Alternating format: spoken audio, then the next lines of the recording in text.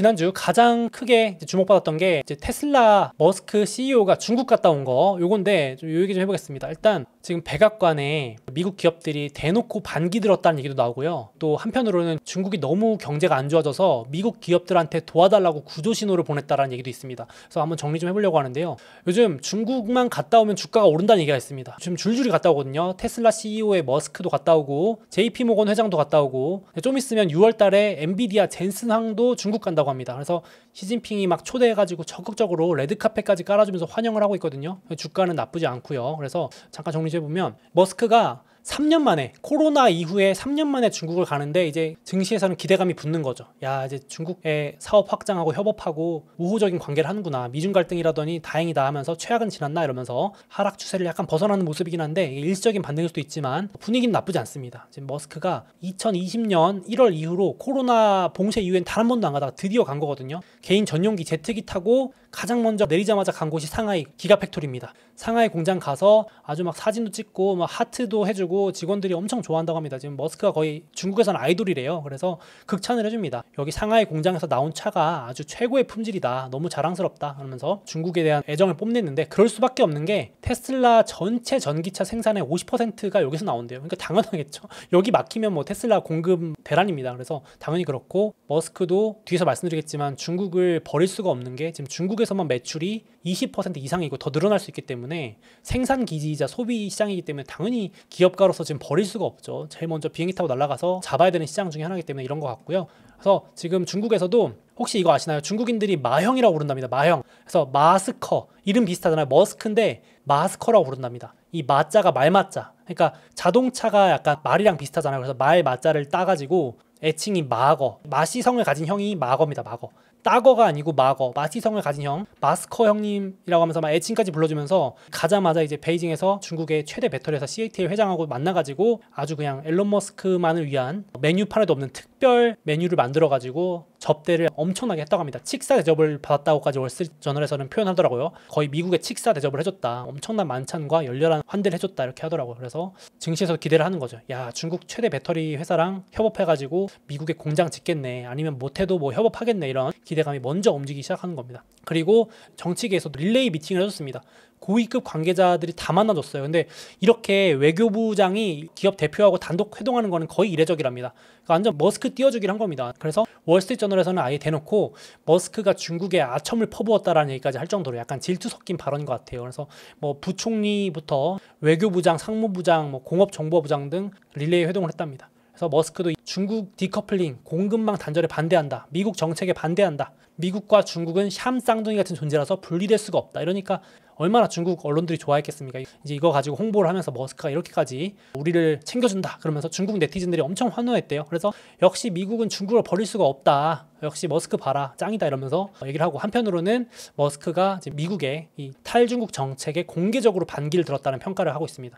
머스크는 이게 마음에 안 드는 거죠. 지금 탈중국 정책이 당장 기업 실적이 안 좋아지니까.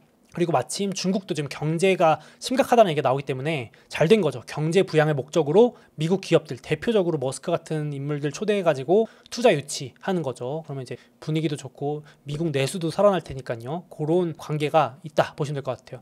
뿐만 아니라 그래서 지금 줄줄이 시진핑이 사실상 초대했다고 과언이 아닐 정도로 지금 줄줄이 갑니다. 전기차 1등 기업 CEO 갔다 왔잖아요. 그리고 다음날 JP모건, 미국의 금융 1등 JP모건의 CEO이자 회장이 또 4년 만에 갔습니다. 오랜만에 갔죠. 가가지고 중국의 우호적인 말을 해줍니다. 좋을 때나 나쁠 때나 중국에 있을 것. 야, 이건 뭐 거의 안 떠나겠다. 진짜 친중 발언이라고 해도 과언이 아니죠. 그래서 디커플링 아니다. 탈중국 아니다. 디리스킹이다. 디리스킹. 요거 요즘 유행하는 말인데 요거 재무부 장관이 처음 쓴 말이거든요. 올해. 약간 말장난인데 디커플링이 아니라 디리스킹. 우리는 중국하고 떨어지려고 하는 게 아니라 중국 때문에 일어나는 위험을 좀 줄이기 위해서 조심하는 것뿐이다. 그러니까 여기 재무부 장관이 약간 미중 갈등 좀 덜 하려고 이렇게 바꾼 건데 제이미 다이먼도 슬쩍 요 말을 쓰는 겁니다. 디리스킹이야. 중국은 우리가 버릴 수가 없는 시장이다 이러면서 슬쩍 이제 중국의 발을 또 얹고 있습니다. 그래서 JP모건도 지금 중국에 투자하고 깔아놓은 돈이 어마어마하답니다. 누적으로 18조 원에 달하기 때문에 지금 중국을 벗어날 수가 없죠. 그래서 또 정치인 시진핑 최측근이 머스크도 만났지만 상하이 1인자입니다. 이게 되게 시진핑의 신복으로 불리는 사람이래요. 상하이 당석이 만나가지고 국제금융허브 투자 또 유치 요청을 받았답니다. 이렇게 지금 중국 입장에서는 미국의 또 투자가 절실한 입장이고 미국인들은 이런 기업들은 또 이런 시장을 버릴 수는 없고 이렇게 좀 이해관계가 맞아 떨어지는 것 같습니다. 그래서 지금 젠슨 왕도 대놓고 중국 간다고 선언을 했습니다. 야, 미국 제재를 하고 있는 입장인데 가겠다고 했거든요. 지금 확실하다고는 말을 안 했기는 했지만 6월 달에 갈 것 같아요. 블룸버그가 보도를 했는데 계획이 잡혔겠죠. 그래서 엔비디아 CEO도 정부를 한 2번이나 비판했습니다. 최근 연달아서. 파이낸셜 타임즈와의 인터뷰에서는 중국은 부품 공급만 해주는 공장으로서 역할이 아니라 최종 소비 시장으로서도 대체 불가능하다. 이제는 공장이 아니라 우리 물건 사주는 역할도 한다. 그래서 아니, 미국이 이 시장 잃으면 막대한 피해를 볼 건데 어떻게 할 거냐. 지금 반도체법이 망신거리 될 수 있다고 아주 강경 발언했어요. 요즘 젠슨 왕의 말 한마디가 완전 증시를 뒤흔들 정도로 엄청 영향력이 커졌거든요. 몸값도 엄청 비싸진 거 아시죠? 월가나 증시 뭐 전 세계 최대 스타 중에 한 명인데 머스크랑 같이 이렇게까지 작심 비판을 합니다. 거의 미국 정부를 대놓고 저격하는 비판을 했고 이번 주에도 반도체 규제하면 지금 미국 잘 생각해야 된다. 중국이 자국의 반도체 기업을 더 빨리 키울 거다. 과소평가하지 마라. 괜히 그랬다 화만 키운다라고 하면서 지금 언론에서도 아주 젠슨 왕이 대놓고 미국의 제재를 작심 비판했다고 얘기를 하고 있습니다. 그러니까 지금 미국 기업들이 줄줄이 한 명씩 릴레이로 가면서 미국 백악관한테 약간 항의하는 느낌이거든요.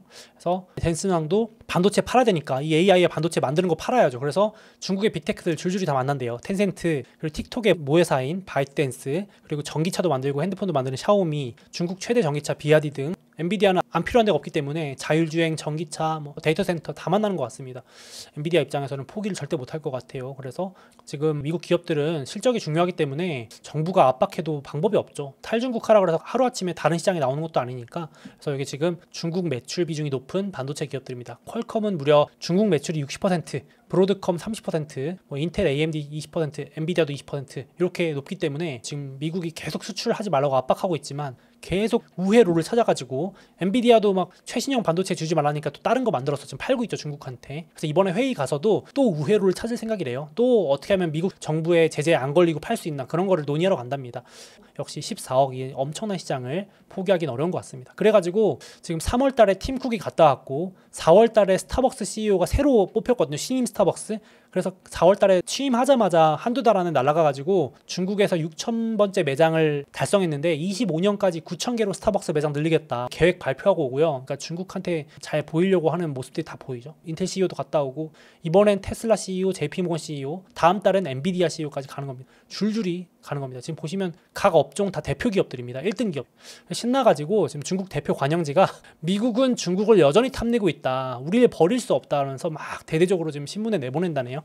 미국 기업가들이 다 와주니까. 그래서 백악관은 되게 곤란해졌대요. 지금 그래서 그 백악관의 담당자가 곤란하다면서 지켜보겠다. 지금 정부에서는 대중 강경책을 하고 제재를 들어가고 있는데 상당히 곤란한 상황이 됐죠. 지금 기업가들이 막 이제 대놓고 반기를 들고 있으니까. 그래서 이 부분도 좀 흥미롭게 봐야 될 것 같고 어떤 언론에서는 이렇게도 하더라고요. 지금 정치인들은 사실 표면적으로 중국을 때려야지만 표를 받는다. 미국 정치인들은. 미국인들의 중국에 대한 인식이 좋지가 않아가지고 그러니까 중국을 막 일부러 때려야 정치권은 표를 얻을 수 있다. 뭐 이런 분석도 있더라고요. 이런 의견. 하나의 의견입니다. 그래서 지금 기업가들은 그런 거 신경 쓸 때가 아니고 표심이 중요한 게 아니고 돈 벌어야 되는데 뭐 중국이라고 싫어한다고 뭐 안 팔고 이런 게 안 되기 때문에 이미 중국에 많이 투자해놔가지고 당장 어디 딴 데 갈 수도 없고 시간이 필요한데 그래서 중국을 버리지 못하고 저렇게 열심히 가는 거다. 이런 의견도 있더라고요. 그래서 이런 분석도 한번 참고해보시면 좋을 것 같아요.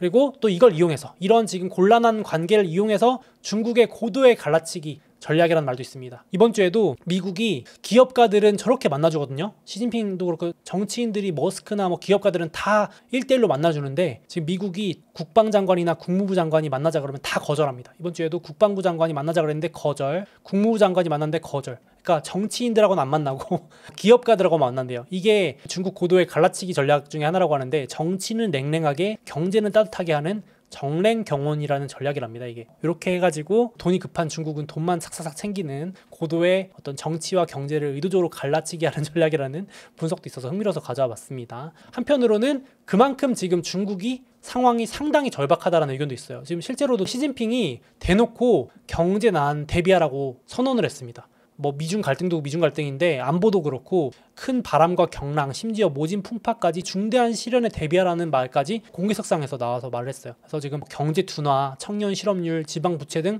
아주 위기 징후가 심각해서 대비책, 부양책 마련하라는 지시까지 내렸습니다. 그래서 이제 지금 중국이 궁지에 몰렸기 때문에 너무 심각하기 때문에 지금 앞뒤 가릴 거 없이 미국 기업들한테 도와달라고 무릎 꿇고 SOS 보냈다는 의견도 있습니다. 이런 분석도 있어요. 그래서 저도 좀 보니까 지금 중국 청년 실업 대란인 거 들어보셨나요? 너무 심각해가지고 오죽하면 지금 대안으로 나온 게 농촌 보내기 한답니다. 야, 대졸자들, 명문대 나온 학생들 다 농촌으로 보낸대요. 그래서 지금 대기업들 일자리가 없으니까 올해 6월 달에 졸업할 실업자만 1,000만 명이 또 쏟아 나오는데 지금 5명 중에 1명은 실업을 못했는데 이게 더 올라갈 거라고 지금 보고 있거든요. 그 제로 코로나 때 다 락다운 걸었을 때도 청년 실업률이 10%였대요. 근데 지금 20%니까 얼마나 심각한지 아시겠죠. 그래서 한 지방 정부는 2025년까지 매년 대졸자 30만 명을 농촌으로 보내는 계획까지 발표했대요. 농촌에 내려가서 농사 짓는 거 연습하고 그쪽에 취업하라고 그 대졸자들 이렇게 보낸대요. 우리나라에서 이렇게 하면 갈까요? 사람들이?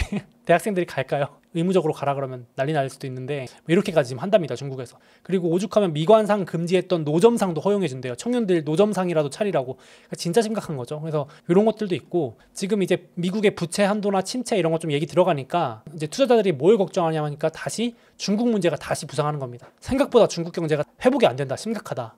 중국 지방 정부 부채가 지금 숨겨져 있는 게 어마어마하게 심각한 게 지금 수면 위로 올라오고 있대요. 그래서 지금 가장 뭐가 걱정이냐 했을 때 1위가 중국의 지방 정부 부채, 2위가 중국의 어떤 부동산 담보 대출 이런 것들입니다. 대표적인 사례로 이번 주에 외신에서 나온 겁니다. 중국 도시 절반이 부채 상환에 어려움을 겪는데요. 대출 상환이 안 된답니다. 그래서 대표적으로 우한시에서는 아예 신문에다가 지금 부채 기업들 259곳을 명단을 공개해 버립니다. 야, 빚 좀 갚으라고. 부채 좀 갚으라고. 채무 상환 독촉 하도 안 갚으니까 지금 이런 도시가 중국의 절반이래요. 진짜 심각하고 가보면 돌려막기래요. 계속 돌려막는데 빌려서 갚는데요. 정부가 개인이 이래도 문제인데 정부가 그러고 있답니다. 그래서 이래가지고 지금 시진핑이 심각하다. 대책을 세워라 막 이렇게까지 한 것 같습니다. 그래서 외신에서도 이런 부분을 상당히 우려스럽게 보고 있다. 이렇게 보시면 될 것 같고 그래서 진짜 미국 기업들한테 헬프 SOS 진짜 외친 것 같아요. 막 띄워주면서 앞서 말씀드린 대로 지금 중국도 어떻게든 경기 살려야 되기 때문에 미국이랑 정치는 좀 차갑게 유지하지만 기업가들한테는 따뜻하게 레드카펫까지 깔아주는 상황인 것 같습니다. 그래야 투자해줘야 고용도 하고 지금 테슬라가 고용해주면 땡큐죠. JP모건이 막 금융허브 투자해서 고용해주면 땡큐니까 그것만 한 게 없으니까. 그리고 지금 미국 기업가들을 활용해가지고 미국 정치권들 또 압박도 좀 줄이고 견제 좀 할 수 있다. 이것도 전략이라고 하더라고요. 그래서 지금 중국 관영 매체들도 미국한테 머스크가 훨씬 바이든보다 낫다. 이렇게 막 기업가들 엄청 띄워준답니다. 이렇게 보시면 될 것 같아요. 그래서 지금 중국도 어떻게든 잃어버린 10년 이런 거 진입 안 하려고 지금 미국이 중국 때리기 들어가는 건 맞으니까 지금 외신들도 이번 차례는 중국 차례다. 잃어버린 10년 간다. 미국이 원래 일본을 때려서 잃어버린 30년 만들었잖아요. 그래서 이제 다음은 중국 차례다. 그래서 이런 우려들도 많은데 중국도 어떻게든 살아남으려고 이런 식으로 미국 기업가들 활용한다 얘기도 있습니다. 뿐만 아니라 지금 미국만 대표적으로 얘기 들었는데 루이비통 회장 있죠. LVMH 그룹 회장도 사상 처음으로 저도 사상 처음인지는 이번에 알았는데 한 번도 중국 안 가다가 이번에 중국 간대요. 그러니까 지금 LVMH 같은 명품 1등 회장도 또 중국 가는 겁니다. 중국 경제 회복이 생각보다 안 좋아가지고 직접 가서 이제 또 회동도 하고 살리기도 하겠죠. 그러니까 이렇게 서로 이해관계가 좀 있는 것 같습니다. 루이비통 회장도 가고. 그래서 제가 생각해보니까 이번 이슈들을 보면서 중국도 지금 미국 기업들을 밀어줄 수밖에 없다. 지금 뭐 머스크 때릴 때가 아니고 지금 테슬라부터 해서 보니까 다 1등 기업들이 왔다 갔다 했더라고요. 그래서 테슬라 같은 기업들한테 진짜 호재가 될 수 있을 것 같고 전기차 경쟁도 심한데 좀 규제도 풀어주고 할 수도 있대요. 자율주행이나 이런 것들 머스크가 요청했대요. 규제 좀 풀어주고 투자할 테니까 좀 세금 좀 어떻게 혜택 좀 주고 이런 식으로 다 딜이 있었겠죠. 그래서 전기차 1등도 갔다 오고 금융 1등도 갔다 오고 반도체 1등 갈 예정이고 명품 1등도 갈 예정이고 6월 달에 간답니다. 날짜는 미정이지만 스타벅스 커피 1등도 갔다 왔고 핸드폰 1등도 갔다 왔고 엑슨모빌은 제가 사례로는 안 넣었지만 지금 경영진들이 수차례 가면서 투자하고 있답니다. 에너지 기업도 투자 보시면 각 분야 1등들이 전부 다 가가지고 참 아이러니하게도 탈중국 하라고 정부는 막 압박 넣고 있는데 이 시장을 포기 못하니까 너도 나도 달려가서 아직까지는 조금 유지를 하는 모습인 것 같습니다. 그래서 지금 6월 달에 날짜는 아직 안 나와가지고 중국에 또 엔비디아 가가지고 막 악수하고 사진 찍으면 또 주가가 더 오를지 모르겠는데 진짜 떨어지면 또 하방을 막아주는 역할도 해줄 수도 있을 것 같습니다. 워낙 엔비디아 CEO가 어디 가서 한마디만 하면 또 주가 들썩 해가지고요. 그렇죠? 그래서 엔비디아랑 협업한다는 기업도 어딘지 잘 보시면 또 그것도 좋을 것 같고요. 그래서 지금 중국 증시도 경제난 때문에 최근에 폭락을 계속했었거든요. 지금 뭐 미국, 일본, 한국 다 올라가고 유럽도 올라가는데 중국 혼자 빠지다가 지금 뭐 줄줄이 미국 기업가들이 방문한다니까 살짝 반등하긴 했습니다. 지금 중국 증시는 2022년 10월 최저점까지 내려왔어요. 그러니까 지금 나홀로 딴 세상입니다. 지금 돈을 그렇게 푼다 그래도 증시가 회복을 못하는데 이것도 이번에 미국이 좀 도와줘서 미국 기업가들 덕분에 반등을 할지는 좀 봐야 될 것 같아요. 근데 개인적으로는 장기적으로는 중국에 직접 투자하는 것보다는 탈중국이 결국은 큰 흐름이니까 미국 기업들이나 역시 지금 여기도 나와있지만 글로벌 투자들도 중국보다는 일본이나 한국도 반도체 때문에 외국인들 지금 싹쓸이하고 있잖아요. 주식 엄청 산답니다. 그래서 본 적 없는 규모로 산다고 하더라고요. AI 열풍 덕분에 지금 한국, 일본, 아시아에서는 한국, 일본, 대만이 잘 나가고 있고요. 미국 빅테크 기업들은 역시 좋은 것 같습니다. 그래서 이런 관점으로 자산 배분하실 때 국가 배분도 참고해 보시면 어떨까 싶습니다. 장기적으로 일본 증시도 흐름이 되게 좋고 또 고점 뚫었거든요. 흐름이 나쁘지 않은 것 같습니다. 미국이 또 완전 대놓고 밀어주니까 이렇게 보시면 될 것 같습니다.